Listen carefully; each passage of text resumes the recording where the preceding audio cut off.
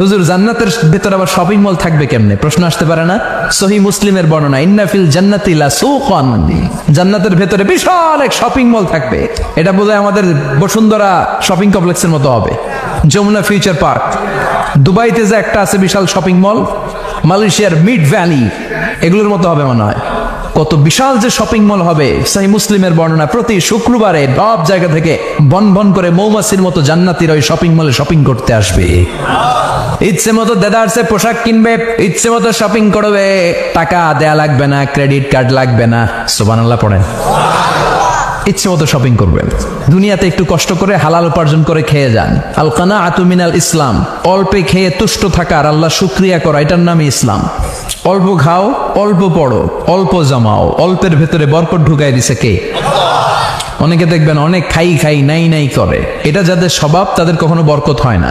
অল্প খাবেন, অল্প পড়বেন, আর হালালের সাথে সম্পর্ক করবেন। আল্লাহুম্মা কফিনি বিহালালিকা আন হারামিক ওয়া আগনিনি বিফাদলিকা আম্মান সিওয়াক। বিষ্ণুনবী দোয়া করতেন, আল্লাহ হালালকে আমার জন্য যথেষ্ট করেন, হারাম থেকে আমারে বাঁচিয়ে রাখেন। পড়েন আমিন।